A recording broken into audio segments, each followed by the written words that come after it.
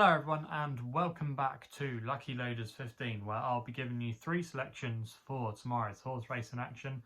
Now before we get stuck into that, I quickly just want to recap on how our tips performed today.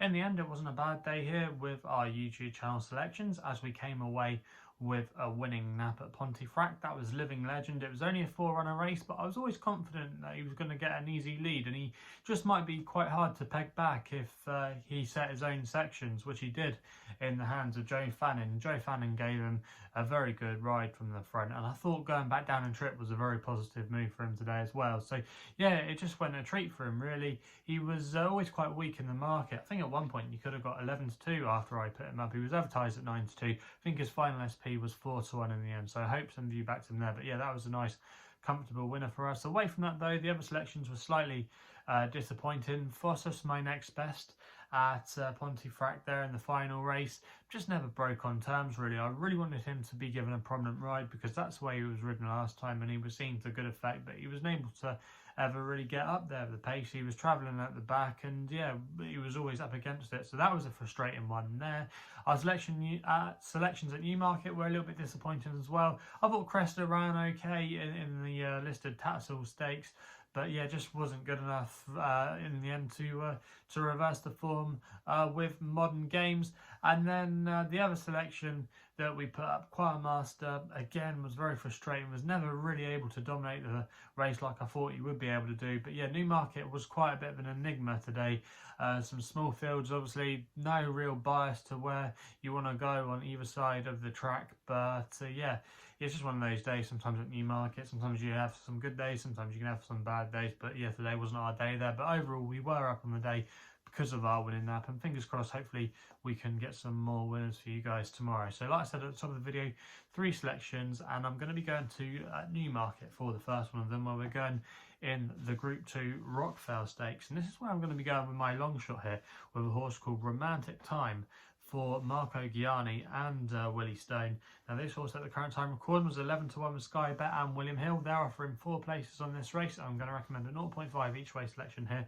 Now this horse, last time we saw her, came from an unpromising position to win the Group 3 Dick Pool Stakes at Salisbury. I'll urge anyone to go back and watch the replay of that race, because she was she was in a little bit of trouble at one stage, but she absolutely flew home in the closing stages and won with quite a bit in hand, I thought. And I'm amazed that they've campaigned her over these sprint distances over 5 and 6 furlongs, because really she's been looking like she's been getting outpaced and then finding a lot under pressure in the closing stages and running on late. Because if you actually look at her pedigree, she's bred to get further. I think her dam was a mile winner, and quite a few other horses in her pedigree are middle distance horses. So yeah, I think it's going to be the right move stepping up to 7 furlongs tomorrow, which the Rockfell is over.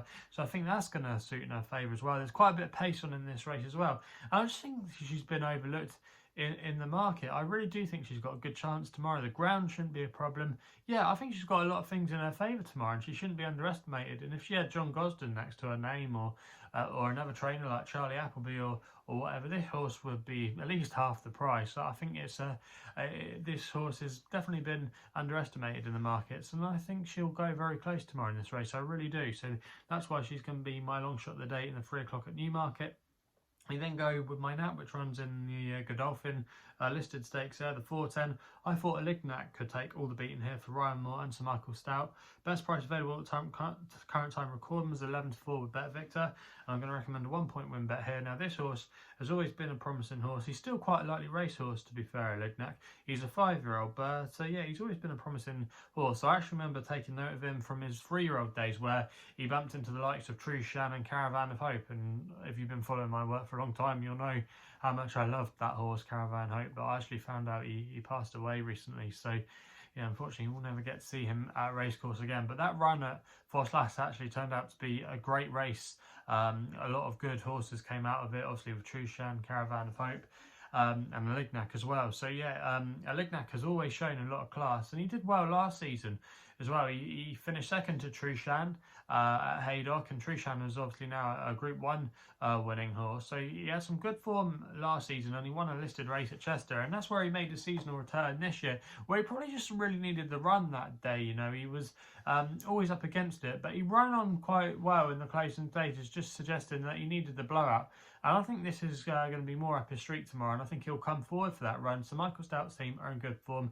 This is the kind of horse he does well with as well. Ryan Moore's been riding quite well of late as well. So a lot of things to like about Alignak tomorrow. I think he'll go very close in this race. I think he's the one you want to be with. So yeah, he's going to be my tip there in the 4:10 at Newmarket. We then go for a little bit of jumps action at Worcester for the last there in the 5:07. I thought London Eye could make a winning handicap debut for Kevin Brogan, and he's riding for Chris Dwyer. Now, Kevin Brogan gave us a good turn early in the week when we put one of his winners up at work. But yeah, I think Kevin Brogan is going to be a jockey you really want to keep on side, and I think he's got a good chance on this horse London Eye tomorrow. He's best price at the current time, recording at 10-3 with William Hill.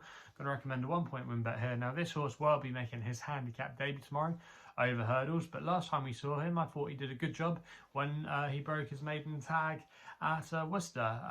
Yeah, I thought he did it very, very well that day. You know, it wasn't a bad field for the grade, and yeah, he did it very convincingly. He's always been a bit of a funny horse, London Eye. I think he used to be trained by Sir Michael Stout. I remember seeing him once at Goodwood when he was a well-backed favourite, but he never quite went on to deliver his promise, because he does have a lovely pedigree. But yeah, since he switched round, he's been a little bit of a hard horse to win with. I think he was with Harry Fry for a bit as well, but he's now been with Chris Dwyer, and it seems like he's unlocked the keys to him. Chris Dwyer's form as well is quite good at the moment. They've got operating a 33% strike rate, and I just think this horse has got a good chance in this race tomorrow. It's not a particularly strong race for the grade. Quite a lot of horses in here that I think are either exposed or we know where we stand with them, you know, and they're just not up to the capable of what London Eye could still have over hurdles. And yeah, I do think he's got a good chance in this race tomorrow, London Eye.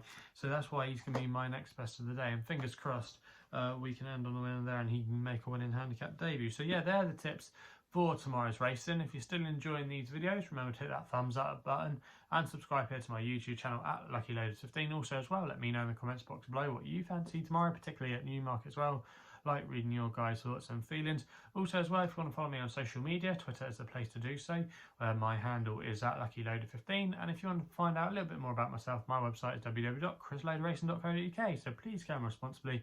Hopefully we can have some winners for you guys tomorrow, and we'll be seeing you soon.